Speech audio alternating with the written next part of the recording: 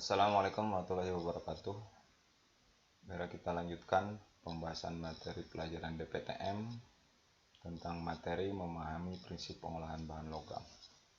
Logam bukan besi atau disebut dengan logam non-ferus. Logam non-ferus atau logam bukan besi adalah logam yang tidak mengandung unsur besi atau Fe. Logam non-ferro murni kebanyakan tidak digunakan begitu saja tanpa paduan dan logam lain karena bersifat biasanya belum memenuhi syarat yang diinginkan kecuali dalam logam murni.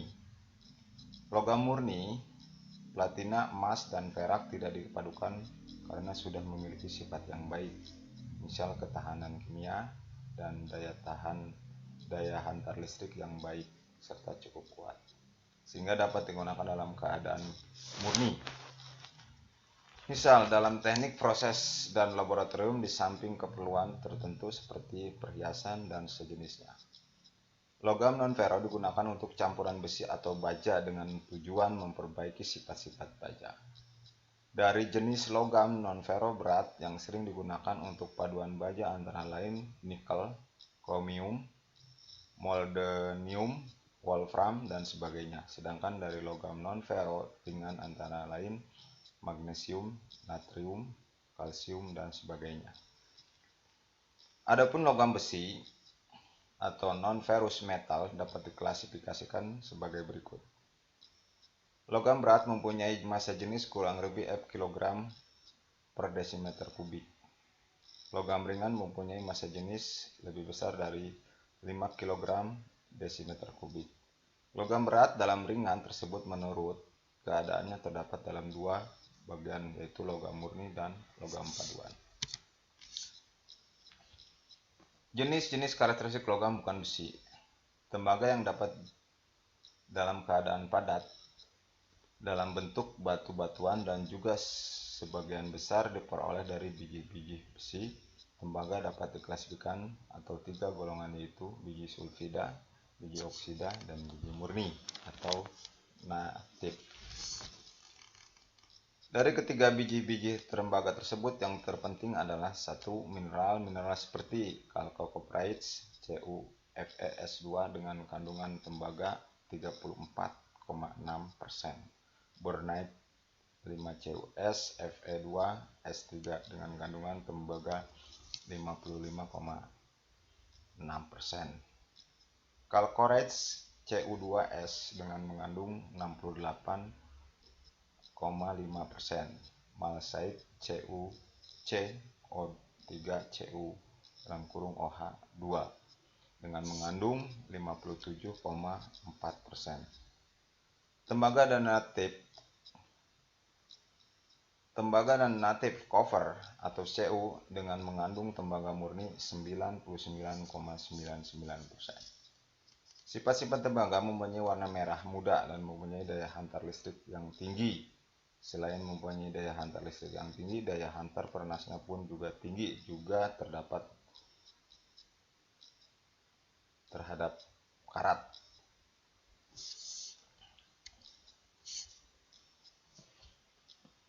Tembaga mempunyai titik cair 1803 derajat Celcius, titik didihnya 2593 derajat Celcius, massa jenisnya adalah 8,9 kg per desimeter kubik, dan kekuatan tariknya 160 Newton per milimeter persegi. Tembaga mempunyai sifat mudah dibentuk dalam keadaan dingin, seperti dirol, ditekuk, ditarik, ditekan, dan dapat juga ditempa. Akan tetapi bila tembaga tersebut belum dibentuk, terlebih dahulu dipanaskan, difizarkan, dan kemudian didinginkan secara cepat di dalam air, maka sifat getasnya bisa hilangkan atau tiadakan, dan tembaga tersebut akan menjadi lebih elastis dan lebih mudah lagi untuk dibentuk. Nikel mempunyai sifat keras, liat, dan juga bersifat magnetis. Nikel tersebut sangat cocok untuk dibuat paduan baja karena dapat untuk memperbaiki sifat tahan terhadap korosi dan tahan terhadap panas. Biji-biji yang diklasifikasikan menjadi dua golongan yaitu biji sulfida dan silikat. Sifat-sifat nikel dan penggunaannya. Nikel mempunyai warna putih, kekuning-kuningan dan mengkilat. Massa jenisnya 8,9 kg per desimeter kubik. Titik leburnya 1450 derajat Celcius. Kuat, liat, tahan korosi dan magnetis. Dapat dilas dan disolder. Dapat dibentuk dalam keadaan dingin maupun panas. Saat tahan terhadap pengaruh udara luar. Nikel dapat digunakan sebagai bahan paduan logam paduan. Contohnya baja, krom, nikel untuk alat-alat perlengkapan bangunan, perlengkapan rumah tangga, untuk alat-alat ukur dan alat-alat kedokteran, dan untuk alat-alat listrik. Seng atau Zn. Biji-biji seng terdapat dalam bentuk sebagai berikut. Mineral-mineral dan yang terpenting antara lain hemoprofites atau silikat seng, Zn2Si04H2, smudge salt, karbonat seng, ZnCO, sulfit seng, ZnS, dan sebagainya. Sifat-sifat dan penggunaan seng yaitu seng mempunyai warna biru kelabu atau warna biru keabu-abuan. Massa jenis 7,1 kg dm. Titik lebur 419 derajat Celcius. Titik didihnya 906 derajat Celcius. Dan tidak tahan terhadap air panas yang panasnya di atas 1000 derajat Celcius. Seng ini dapat digunakan sebagai pelindung atau penahan korosi sebagai bahan pelapis untuk seperti misal untuk pelapisan pipa air minum sebagai dasar dari paduan-paduan cetak sebagai unsur paduan dalam pembuatan kuningan. Timah mempunyai 3 perubahan altropi pada kondisi normal antara 13 derajat sampai dengan 161 derajat Celcius.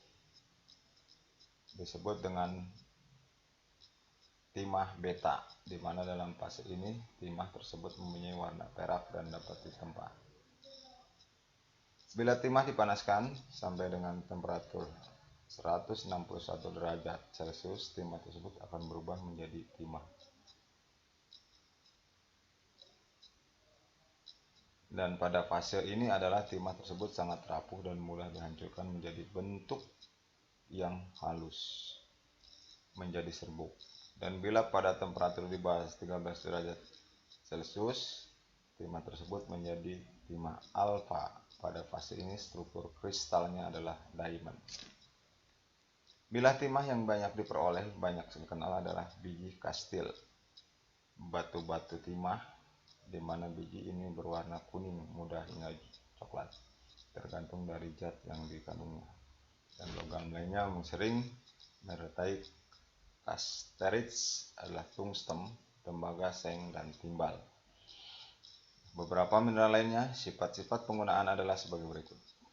Mempunyai warna putih perak berkilat. Massa jenis 7,3 kg per desimeter kubik. Titik lebur 230 derajat Celcius, sangat tahan terhadap korosi dan sangat baik untuk dituang dan dirol. Timah ini digunakan untuk melapisi pelat baja lunak, untuk bahan solder, dan dapat digunakan untuk bahan paduan. Timbal, bahan-bahan dasar timbal adalah biji timbal yang didapatkan dalam bentuk mineral antara lain galena dalam kurung PbS, cerussite PbCO3, dan anglesite PbCO4.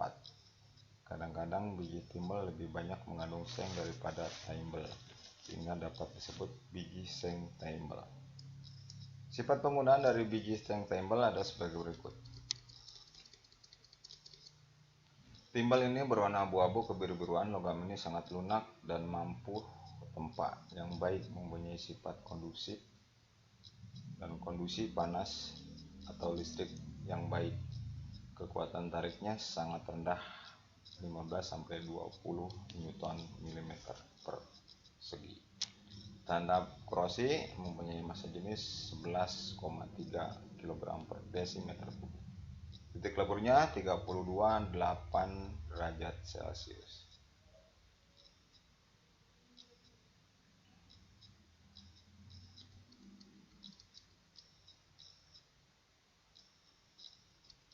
Baik, terima kasih. Assalamualaikum warahmatullahi wabarakatuh.